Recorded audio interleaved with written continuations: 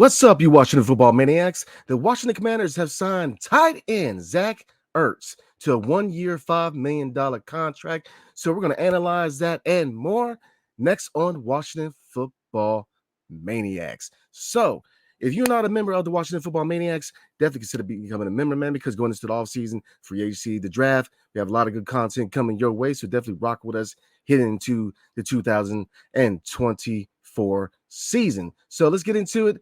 The Commanders signed tight end Zach Ertz, former Philadelphia Eagles and Arizona Cardinals tight end, to a 1 year contract. League sources say now the financial terms say that he has incentives that brings his contract value up to $5 million in earnings. Now, the signing obviously reunites Ertz with former Arizona coach Cliff Kingsbury, and now the defensive coordinator of the Washington Commanders. 33 years old. He had 103 receptions and 7 touchdowns under Kingsbury from 2021 to 2022 before the Cardinals made a coaching change, removing Cliff Kingsbury. So, and we're going to look at a depth chart and real quick. But before we do, how excited am I about this signing? Well, I hate to be like this, but it's kind of a meh.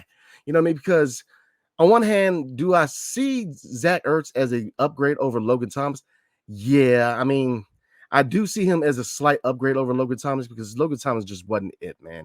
He just wasn't it at tight end, and we needed to change. But I still kind of want to see us make another move at tight end because at 33, right now, what do you really expect from Zach Ertz? You know, do you really expect him to be a top target at tight end? I don't really know if that should be the expectation at this point in his career, man.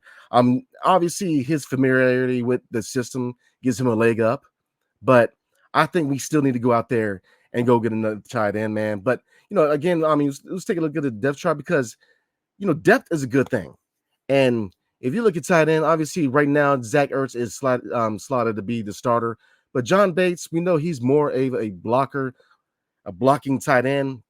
He's definitely trying to become a better pass catcher, but he's definitely more of a blocker. And then Cole Turner, where you know, very young but very raw. I mean, he's kind of the opposite end of the spectrum as John Bates, where he's more of a catching tight end and not much of a blocker. So it's going to be intriguing to see both of those guys fight in training camp. But I think we need to go out and go get another tight end, in my opinion. You know, so whether it's through free agency, whether it's through the draft, but I think we need to go out there and get a tight end because yes, you know, like I said before, the familiarity with the offense, I think, is a big step up, or it gives him kind of the advantage. But I just don't think he's it as far as being our starting tight end. And even if we go to a double tight end, you know, double tight end set, man, I want him to tight end on here. So, what do I grade this signing, man? I'm gonna grade it a B, and the reason for that is, like I said, is he a slight upgrade over Logan Thomas? Yes, but is he necessarily going to go out here and post big numbers? No, he's not, man. And like I said, he's definitely going to be an asset. I'm not going to take anything away from Zach Ertz. You know, obviously he has a track record of being a really good tight end. Like I said, I remember him being a skins killer with the Eagles. Obviously he played good years in Arizona. So obviously he has a rapport with Cliff Kingsbury. And here's another perspective to look at. You know, a lot of coaches, you know, Ron Rivera did it. Most coaches, they bring in familiar players, and you have your good times and you have your bad times. Obviously, Ron Rivera brought in former Panthers, and I remember Steve Spurrier. You know, when he became coach of the Redskins, he brought in former Gators and you know Danny Werfel, Shane Matthews. So it happens. So I kind of expected it was going to happen, to be honest with you. But and I'm excited, you know. But I'm definitely going to give it a B because what do you really expect from Zach Ertz in this stage of his career? And I think right now it'd be unfair to kind of expect him to be the starter and come out and post significant numbers. You know what I mean? So I'm going to give it a B. I think we definitely need to go out there and go find another tight end, whether it's through free agency, because as we all know, we have the money to do so.